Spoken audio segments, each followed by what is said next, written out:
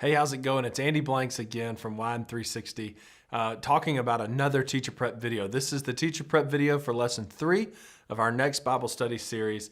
I hope you're enjoying Next. I led the production of Next for our team. I love Next. I think it's a really cool 4-session snapshot of leading teenagers to own their faith and to take greater faith ownership in their lives. I enjoyed working on it. I hope you've enjoyed teaching it.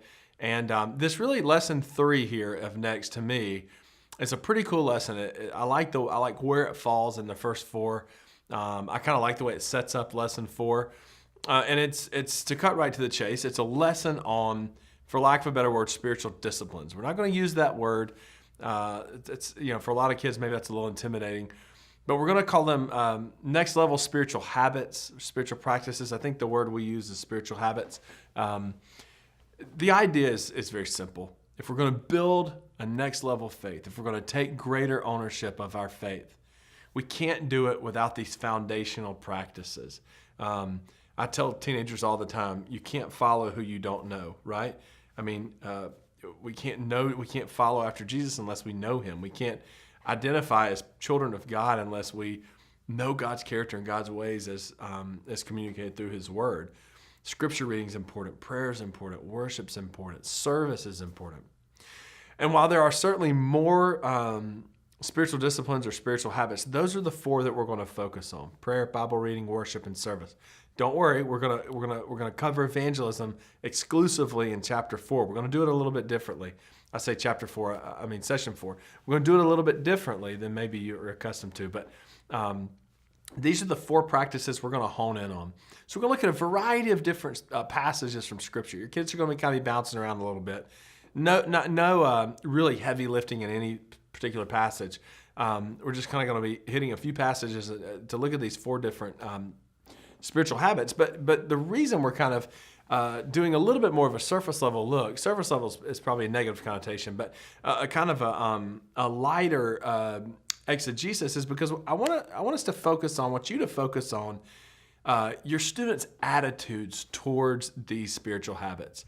I think most of our kids in church, even kids on the periphery of our youth groups, know that reading the Bible is important.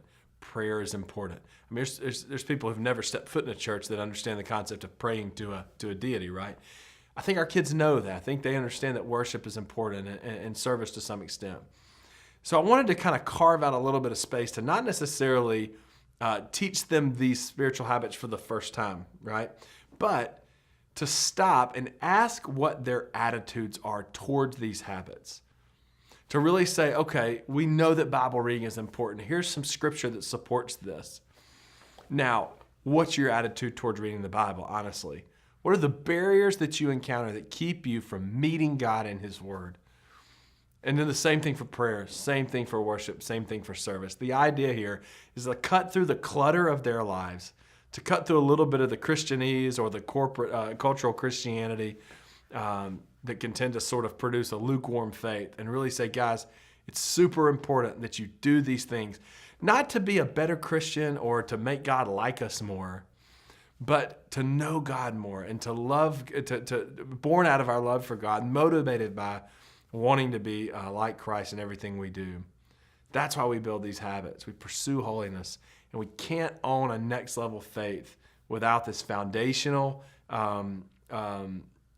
habit form. This foundation of habits, spiritual habits that lead us closer to God. So the cool thing is the application of this is to really challenge your teenagers to embrace 1 or 2 of these, to evaluate where their strengths are. Maybe some of your students, I know the teenagers I work with, when we talk about this, sometimes they'll say, yeah, my prayer life has been pretty strong lately, but my time in the Word is really lacking. And so I want you to have those conversations with your kids, and I want you to encourage them to pursue some of those areas where they're struggling a little bit. So if they find that their time in worship has been kind of flat, or that they're having trouble connecting with God in worship, I want you to challenge them to hone in on that particular area, that particular spiritual habit, and try to give it some focus in the next few weeks. Obviously not to the neglect of the other habits, but just as a way of kind of thinking about a takeaway and thinking about application.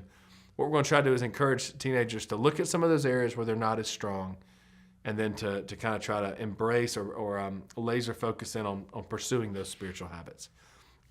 As I said, I think it's a great lesson. It's kind of a really nice sort of, again, kind of push back and say, hey, we need to establish these things.